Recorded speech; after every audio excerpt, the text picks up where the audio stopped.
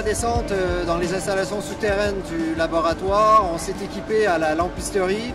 On a récupéré casque, un APEVA qui est un appareil qui nous permet de respirer dans des environnements enfumés. Et ensuite on se trouve ici dans le puits auxiliaire qui est le plus petit puits qu'on a pour accéder au laboratoire. Et la descente va durer ici 5 minutes pour atteindre le niveau principal qui se trouve à 490 mètres sous le plancher des vaches. L'accès au laboratoire est limité à 49 personnes à la fois. Cette limite-là, elle est liée au fait qu'on a des niches de secours. Si jamais il y avait un problème, on se regroupe dans ces niches-là. Et aujourd'hui, les niches sont limitées à 49 personnes. Pendant la descente, en fait, il ne se passe pas grand-chose. Certaines personnes peuvent sentir une pression dans les oreilles, mais ça s'atténue très rapidement. Et une fois au fond, c'est comme des galeries de métro. On est tout à fait à l'aise avec une ventilation adéquate et un éclairage qui est plutôt confortable.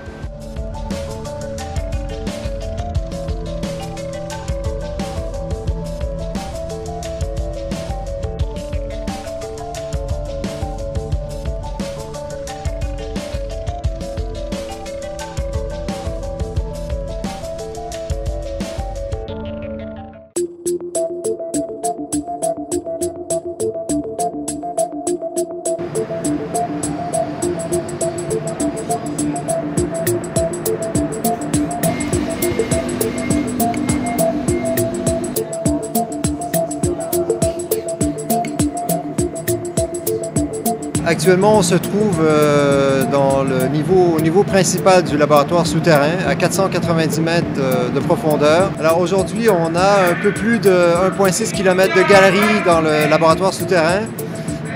Certaines de ces galeries sont en exploitation, donc on est en train de faire du creusement.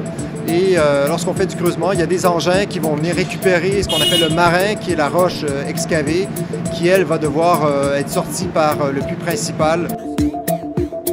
Alors on est descendu par le puits auxiliaire, on se trouve ici actuellement, on va visiter la galerie qu'on appelle la GED, qui est une galerie expérimentale où on a différentes expérimentations scientifiques, en particulier des expérimentations où on a les matériaux du stockage qui sont mis au contact de la roche argileuse pour voir les interactions qu'il peut y avoir entre ces différents éléments.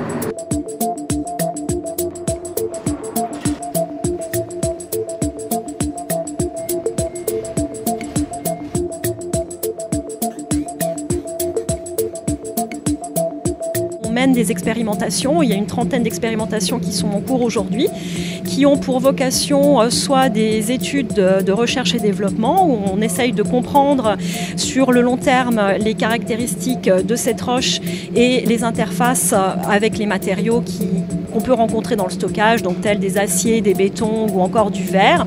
Et on mène aussi des essais technologiques où là on regarde comment on construit des alvéoles de haute activité vie longue, comment on dimensionne ces galeries, quel type de revêtement on met, qu'est-ce qui est le plus favorable pour le projet CIGEO.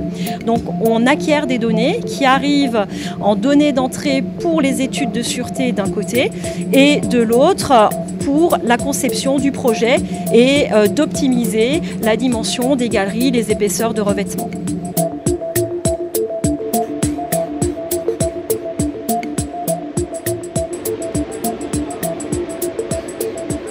Vous avez ici une alvéole pour les déchets de haute activité. En fait, c'est un essai de creusement où on a une expérimentation en cours. On essaie de mesurer la pression qui est appliquée sur le chemisage, mais également le retour d'eau, l'humidité qui peut se créer autour de ce chemisage métallique là qu'on voit ici.